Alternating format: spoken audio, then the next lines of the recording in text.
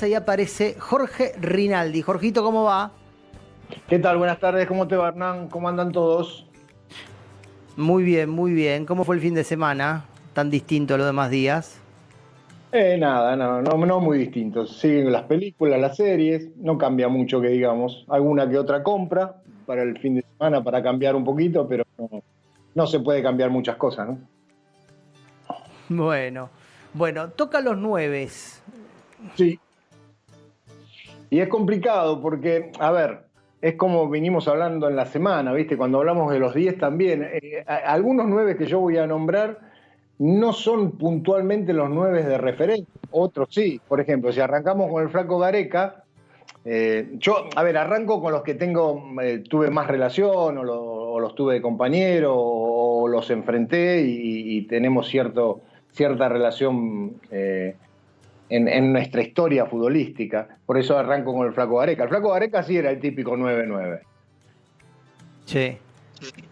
Un jugador de referencia, como los viejos 9 que jugaban justamente en esa posición. Porque después los que yo nombro, bueno, Walter Perazo también, a pesar de que en inferiores empezó jugando como 10, como enganche, después terminó siendo 9, y él quería jugar de 9, pero era un jugador que sabía jugar, pero sí era de referencia número 9.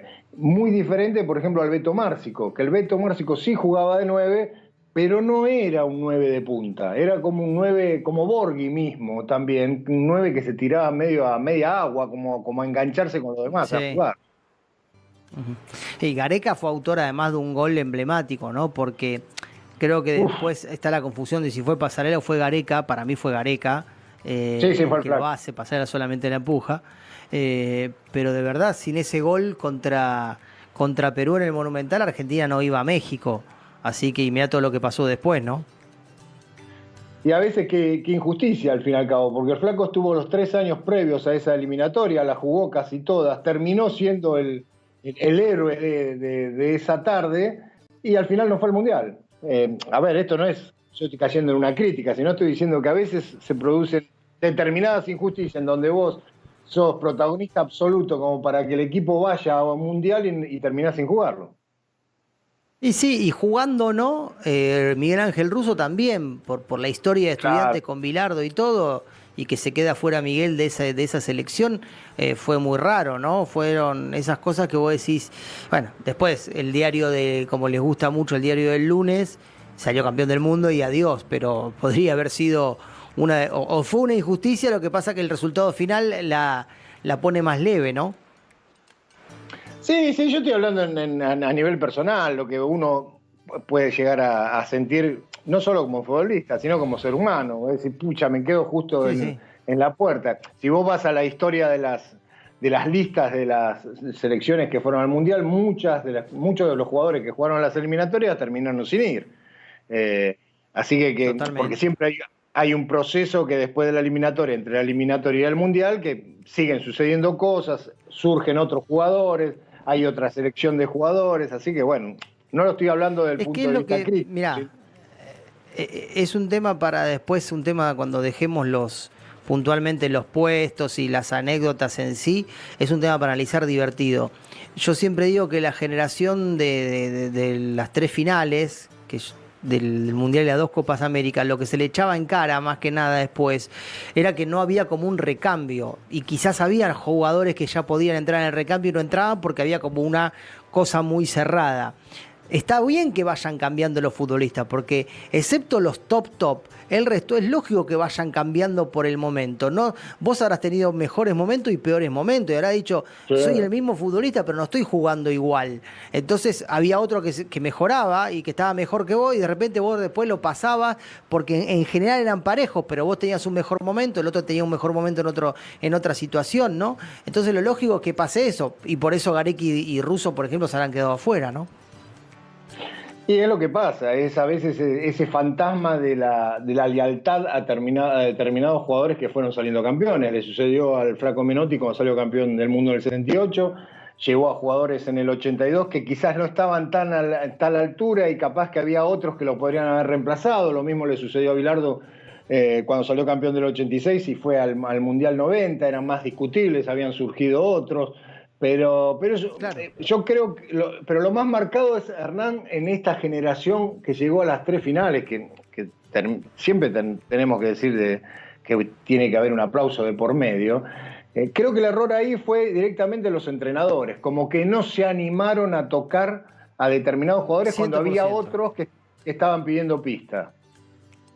Está bueno para charlarlo en profundidad y otro día entonces ya nos queda un tema más para charlar de total, por lo que vemos, de mínimo hasta el 11 de mayo. Así que a meter lapicera y creatividad.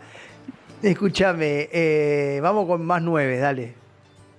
Bueno, nombré al Flaco Gareca, nombré a Perazo, al Beto Márcico, nombré a uno que no voy a nombrar a uno que ya no está, que lamentablemente un tipo muy querido en el ambiente del fútbol, por más que no lo tuve de compañero, que fue el Gordo Funes.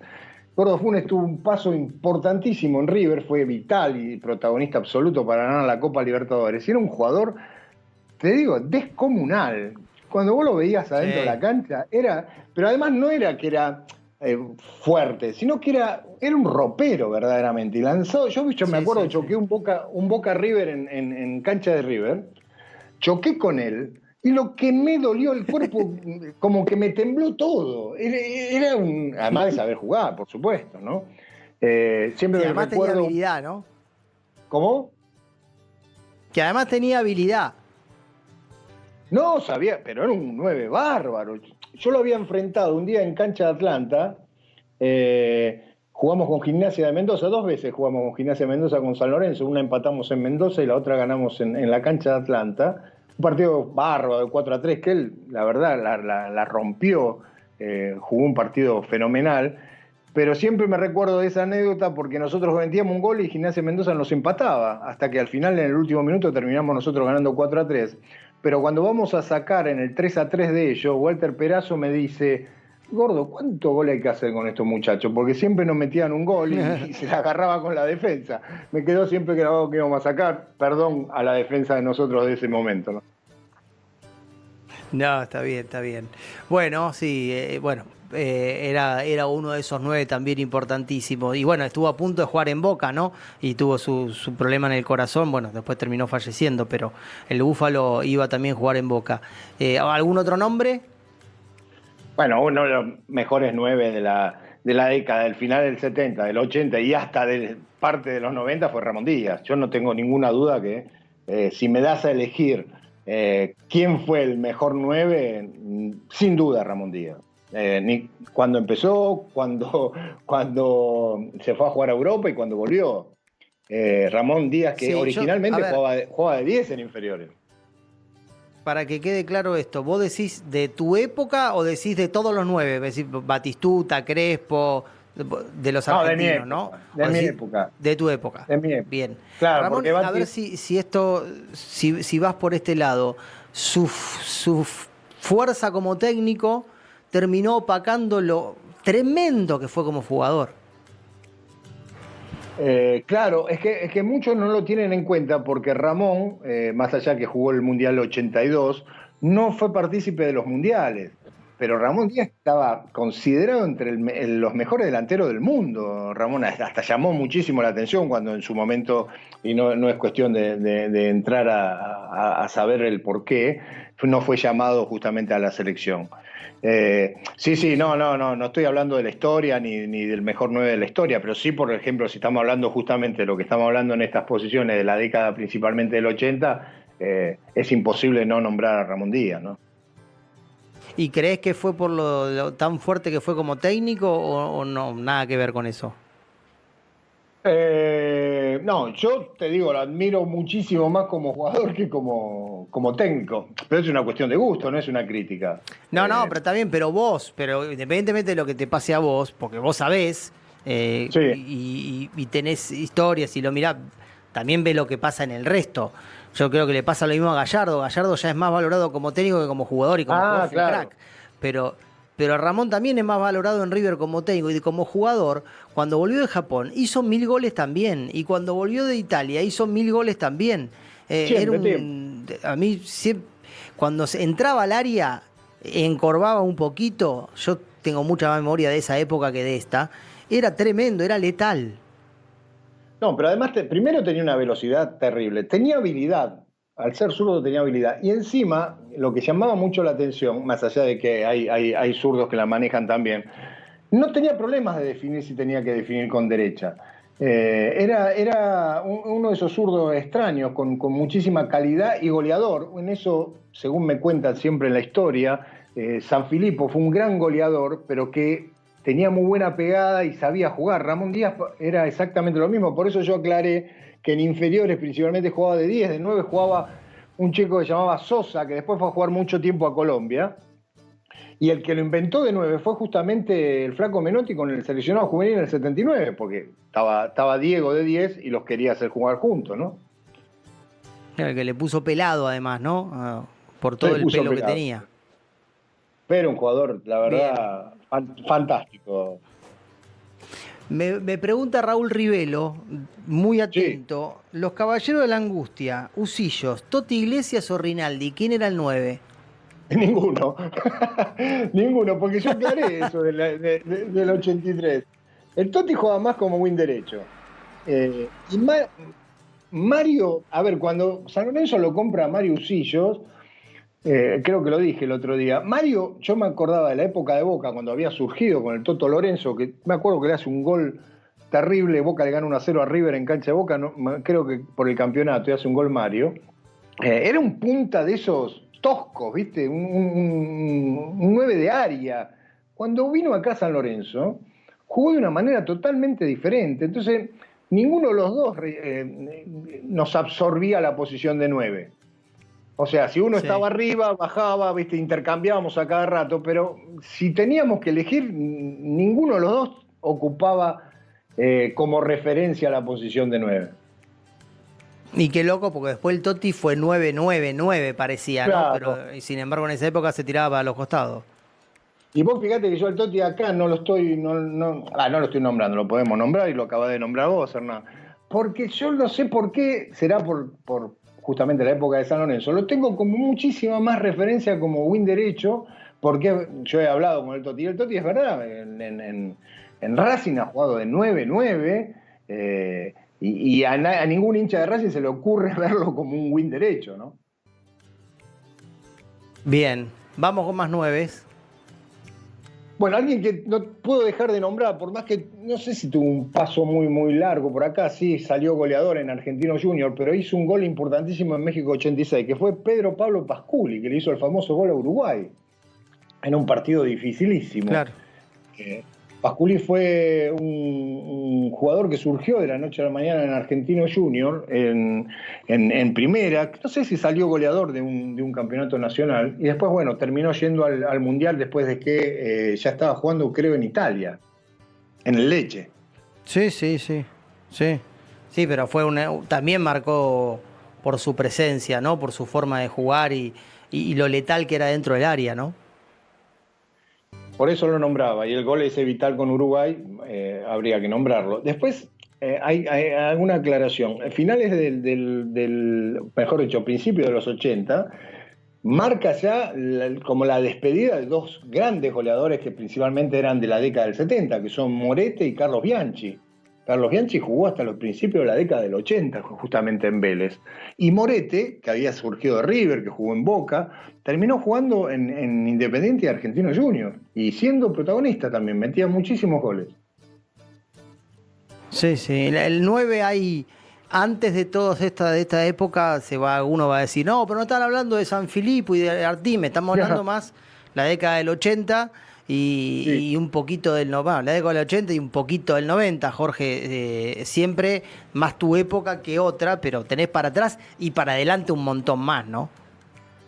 Y sí, porque ya a fines de los 80 yo no llegué a jugar ya en el principio de los 90 con el Beto Acosta.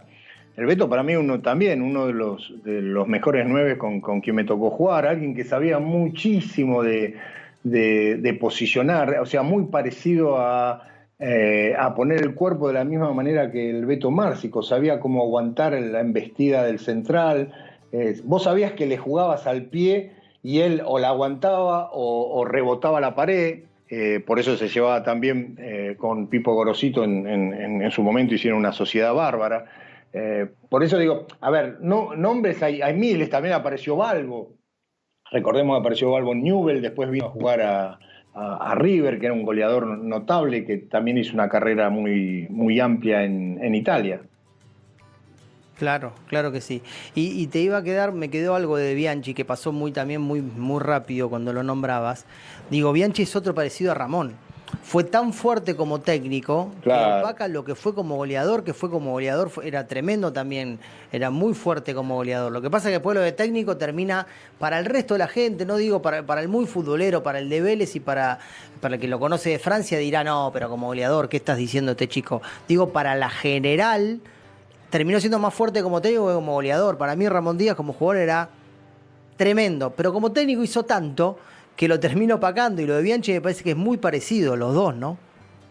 Sí, es verdad, no lo había notado. Sí, sí, es verdad, ahí encaja muchísimo más todavía. Lo que pasa es que, claro, nosotros los vimos jugar. Bianchi era un goleador notable que hizo una carrera muy fuerte en Francia y que hoy es todavía reconocido como un gran goleador. Y Claro. bueno, lo mismo que Ramón Díaz. Pues lograron tanto después como técnico que, bueno, el que no lo vio jugar piensa que nació técnico y nosotros verdaderamente Sí, lo sí. vimos nacer como jugadores, ¿no? Y no nos pasa todavía con Gallardo, lo puede pasar con algunos, no sé, con Heinze, por ejemplo, porque son todavía, todos lo vimos hacer las dos cosas. Pero digo, se me ocurrió Heinze, debe haber varios más, ¿eh? Hoy, seguramente, dentro de 10 años, si Heinze y Gallardo siguen con este nivel de logros y de imponerse, Gallardo por título, Heinze por estilo, imagino que pasará lo mismo con ellos y que el tiempo dirá, uy, mirá Gallardo, no, qué jugador era, no, qué jugador, de técnico te estoy hablando. Y con Heinze va a pasar parecido, digo, con campaña United, Real Madrid y demás, y van a hablar de que es técnico y no de cómo juega, porque es más fuerte como técnico que como jugador, ¿no? Y te doy un ejemplo todavía más valedero e internacional, Guardiola. Guardiola fue un jugador fantástico en la Y mitad de la sí, cancha. Y nadie se debe claro, acordar claro que Guardiola sí, nadie cómo se jugaba. acuerda. O sea, lo reconoce más como Es verdad. director técnico. Es verdad, es así. Es así porque se impone y lo mediático sobre todo lo termina encerrando y hoy es difícil, ya es difícil hablar con Gallardo, ¿no? Pues no tenés mucha suerte de tener mano a mano. Pero de Gallardo debe ser rico hablar de su época de jugador, decir, bueno, a ver, y que te cuente cómo gambeteaba y cómo no gambeteaba y qué esperaba y qué dejaba de esperar. Lo que pasa es que hay tanto para preguntarle como te digo que lo otro va quedando y lo terminás dejando absolutamente de lado, ¿no? Y sí, la actualidad. Seguramente que si tenés a Gallardo a mano, no querés hacer la historia con Gallardo, que fue un jugador bárbaro, sino le preguntás la actualidad como técnico, no como exjugador o como cuando fue jugador. Y después nos quedan Totalmente.